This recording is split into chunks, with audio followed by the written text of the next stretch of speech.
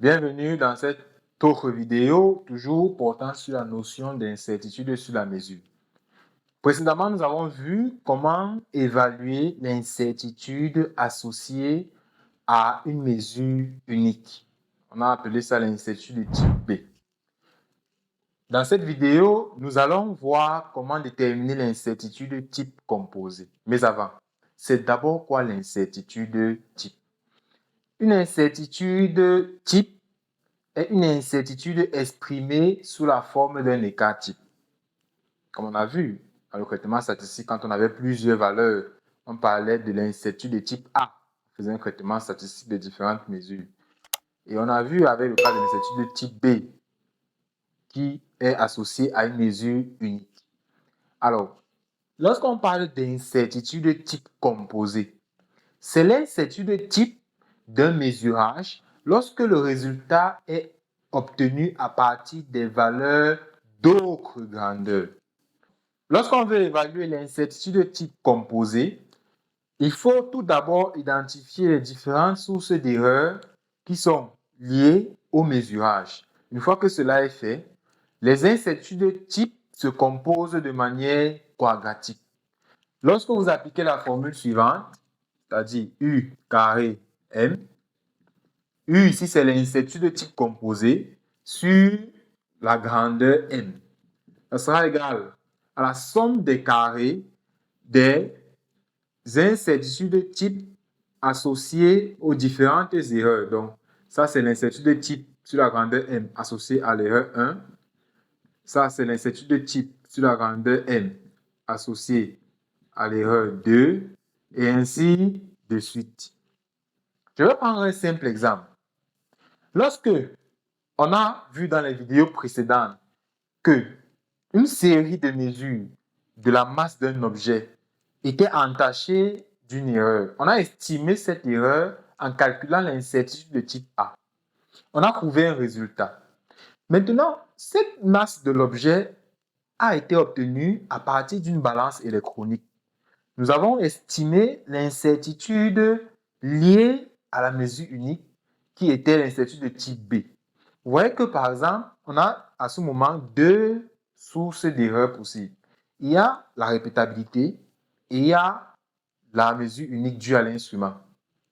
Donc, à ce moment, pour avoir l'incertitude de type composé, on va écrire que le carré de l'incertitude de type composé est égal à la somme des carrés des incertitudes de type A et B,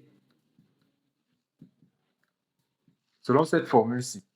Donc, si on veut avoir, par exemple, l'incertitude de type composé sur la grandeur M, on va même prendre la racine de la somme des carrés des incertitudes A et B. Donc, voilà une formule qui va nous permettre de calculer l'incertitude type composé si, au cours du mesurage, il y a répétabilité, donc ce qui induit une incertitude de type A, et qu'il y a une précision sur l'instrument de mesure utilisé, ce qui déduit ainsi l'incertitude de type B. Alors, nous allons prendre l'exemple.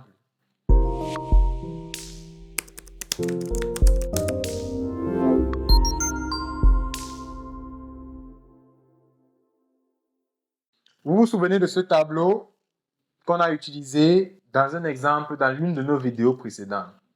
Donc, il s'agit de la mesure de la masse d'un objet avec une balance électronique de précision 1% plus 2 digits.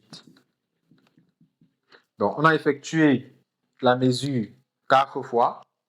Et ici, nous allons voir comment trouver l'incertitude type composé associée à la masse de l'objet qu'on a mesuré.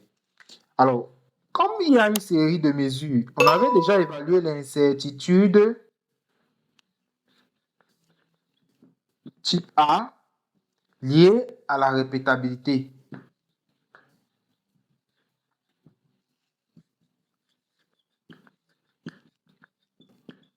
Cette incertitude de type A liée à la répétabilité était égale à 0,7 mg. D'autre part, comme la balance électronique utilisée avait une précision, on avait évalué l'incertitude de type B.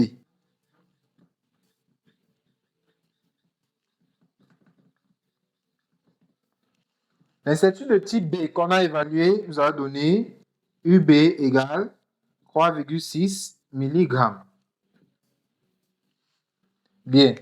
Connaissant donc les deux sources d'erreur liées à notre mesurage, ayant estimé les incertitudes de type A et B, comment trouver l'incertitude de type composé liée au mesurage de la masse de cet objet? Donc, nous allons appliquer cette formule-ci pour trouver l'incertitude type composé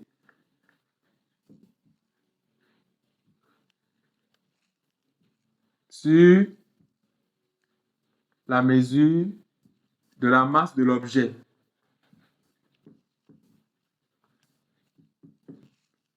Donc, on a dit U M égale racine carrée UA carré, la masse, plus UB carré. Donc, quand on fait l'application numérique, l'incertitude de type composé sera donc 0,7 au carré dans la racine plus 3,6 au carré. Vous pouvez mettre une pause sur la vidéo pour effectuer ce calcul et vous trouverez 3,7 mg. Donc, voilà l'incertitude type composé qu'on peut associer à la mesure de la masse de cet objet. Si cette vidéo t'a permis de comprendre davantage les notions sur les incertitudes sur la mesure, n'hésite pas à liker, à t'abonner et à partager à tes camarades. Quant à moi, je me ferai un plaisir de répondre à tes questions en commentaire et de te retrouver la prochaine fois pour une nouvelle vidéo d'apprentissage.